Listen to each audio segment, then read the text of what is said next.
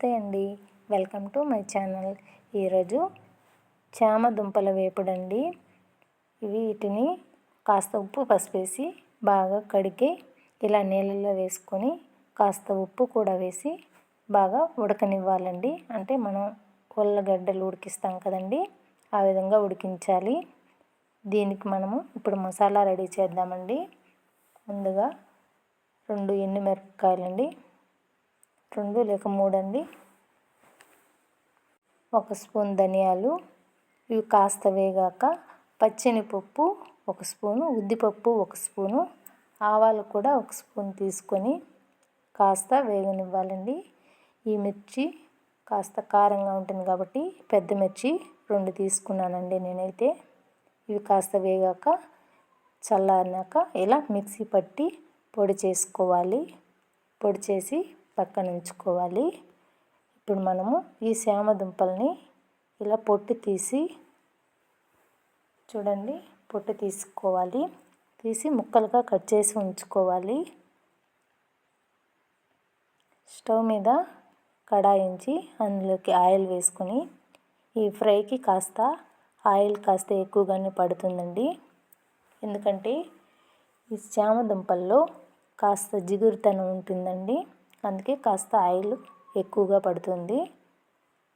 ఇలా జీలకర్ర వేసి వేగాక సన్నగా కట్ చేసుకున్న పచ్చిమిరపకాయలు, అలాగే పెద్ద ఉల్లిపాయలు 2 సన్నగా కట్ చేసి వేసుకున్నామండి. ఇలా ఉల్లిపాయలు ఎక్కువ వేసుకుంటే మనం రైస్లో కూడా తినచ్చండి. అందుకే నేను కాస్త ఉల్లిపాయలు ఎక్కువగానే వేసాను. మన వేపుడుకు సరిపడేంత సాల్ట్ కూడా ఇందులోకి వేసేసానండి. ఇలా సాల్ట్ కూడా వేసి కాస్త వేగాక కరివేపాకు కొద్దిగా, అలాగే కొత్తిమీర కూడా కొద్దిగా వేసానండి.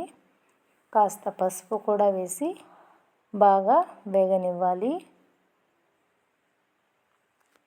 ఇవి ఈ విధంగా వేగాలండి. చూడండి, ఇలా వేగాలి. ఇందాక మనం కట్ చేసి పెట్టుకున్నాం కదండి చామ దుంపల్ని, వాటిని ఇలా కడాయిలోకి వేసి బాగా వేపుకోవాలి. నేనైతే ఇలా రౌండ్ ముక్కలుగా కట్ చేశానండి. మీ ఇష్టం అండి, మీకు ఏ షేప్లో కావాలంటే ఆ షేప్లో కట్ చేసుకోవచ్చు.